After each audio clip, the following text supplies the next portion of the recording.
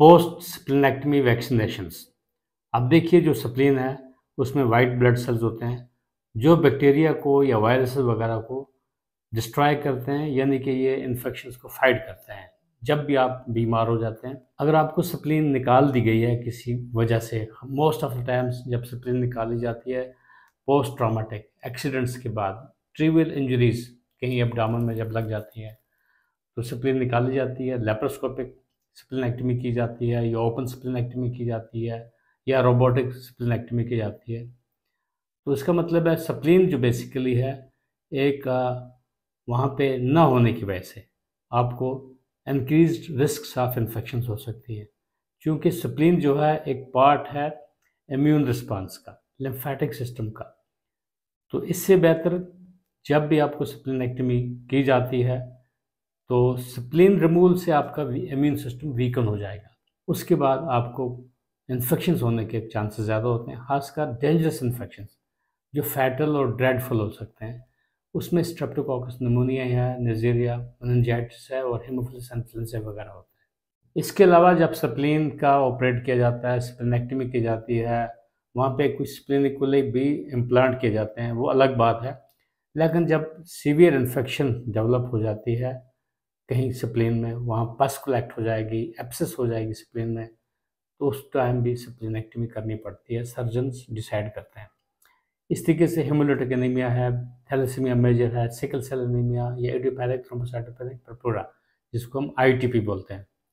तो आईटीपी में क्यों स्प्लीनेक्टमी करनी पड़ती है? स्प्लीनेक्टमी बेसिकली क्योर करती है आईटीपी को। इसमें क्या होता है, जो primary site of platelet destruction जो होती है वो स्प्लीन होती है, और एंटीप्लेटलेट एंटीबॉडी जब प्रोडक्शन होती है वो भी स्प्लीन में होती है। जब स्प्लीनेक्टमी की जाती है तो आपके प्लेटलेट काउंट्स राइज हो सकते हैं और कम से कम 85% लोगों में इसका बेनिफिट हो सकता है। अब आपको मैं एक हैंड रिटन चार्ट डिस्प्ले करूंगा जिससे आपको वैक्सीनेशन फॉर एसिप्लिनिया पेशेंट्स जो है उसका जो गाइडलाइंस है, प्रोटोकॉल्स है, वो आपको समझना है, अंडरस्टैंड करना है। कहीं ना कहीं आपको as a doctor, as a resident, as a medico कहीं एग्ज़ाम में ये चीज़ें काम आती हैं, कहीं पेशेंट्स के साथ आपको उनको गाइड करना पड़ता है। अगर आपको नॉलेज होगी तो आप पेशेंट को हेल्प कर सकते हैं। स्प्लीन की जब सर्जरी करनी पड़ती है, एक तो प्री प्लान्ड तरीके से सर्जरी करनी पड़ती है, जैसे आईटीपी के लिए जैसे मैंने बताया, तो उसके लिए हमारे पास टाइम होता है, तकरीबन 4 हफ्ते पहले वैक्सीन देने पड़ते हैं, क्योंकि वैक्सीन्स को अपना इम्यून सिस्टम रिस्पांस करते करते 4 हफ्ते लग जाते हैं। लेकिन कई दफ़ा हमें उतना टाइम अगर नहीं होता तो 2 हफ्ते के अंदर अंदर वैक्सीन देने पड़ते हैं, वो अगर शॉर्ट टाइम है। लेकिन अगर आपका स्प्लीनेक्टमी कुछ ट्रामा की वजह से हुई है, सडनली स्प्लीनेक्टमी होगी, तो उसी टाइम आप वैक्सीन नहीं देंगे। जैसा कि आपने स्प्लीन निकाल दी, आपका इम्यून सिस्टम या रिस्पांस नहीं एक्शन करेगा, तो उससे क्या होगा, सेप्सिस में पेशेंट जा सकता है। तो इसलिए बेहतर है कि कहा जाता है कि at the time of discharge या 2 हफ्ते बाद आपको वैक्सीन करने हैं, ताकि एक प्रॉपर इम्यून स्टेटस मेंटेन हो जाए। एसिप्लिनिया या पोस्ट स्प्लीनेक्टमी के लिए 4 टाइप की वैक्सीन अवेलेबल हैं। एक निमोकोकल वैक्सीन होता है, मेनिंगोकोकल वैक्सीन है, उसके अलावा हेमोफिलस इन्फ्लुएंजा वैक्सीन है और सीजनल फ्लू वैक्सीन होता है। अब इनका जो शेड्यूल है वो मैं आपको थोड़ा एक्सप्लेन करने की कोशिश करूँगा। जो निमोकोकल वैक्सीन है, यानी कि जो फर्स्ट डोज हम देंगे 2 वीक्स के बाद देंगे, या तो हमें 4 वीक्स पहले देना है, अदरवाइज अगर आपके पास टाइम कम है तो 2 वीक्स के बाद देते हैं। वो पीसीवी बी प्रिविनार 13 जो है वो देते हैं। सेकंड डोज जो है 2 महीने के बाद देते हैं, पॉलीसैकेराइड निमोवैक्स 23 देते हैं।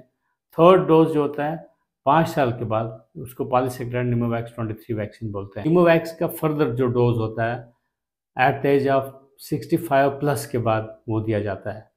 इस तरीके से मेनिंगोकोकल वैक्सीन जो है फर्स्ट डोज है, यानी कि मेन उसको बोलते हैं ACW135Y, और मेन बी यानी कि meningococcal B.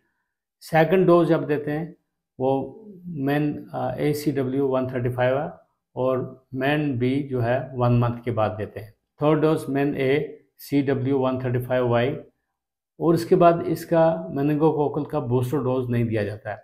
Haemophilus influenza B जो है फर्स्ट डोज उसी शेड्यूल में सेकंड वीक के अंदर अंदर सेकंड डोज जो है सेकंड मंथ में, यानी कि HIV वैक्सीन ग्रिप दिया जाता है।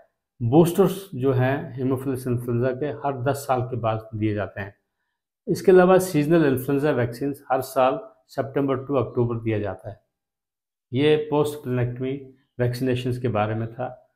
होप कुछ स्टूडेंट्स मुझे मैसेज करते रहते हैं कि हमें एक शेड्यूल या पोस्ट स्प्लेनेक्टमी के बारे में आप वैक्सीनेशन के बारे में आप अपडेट कीजिए। तो इसी सिलसिले में मैंने आपसे ये डिस्कस करने की कोशिश की है। आई एम श्योर ये हेल्पफुल साबित होगा। All the best. खुदा हाफिज़।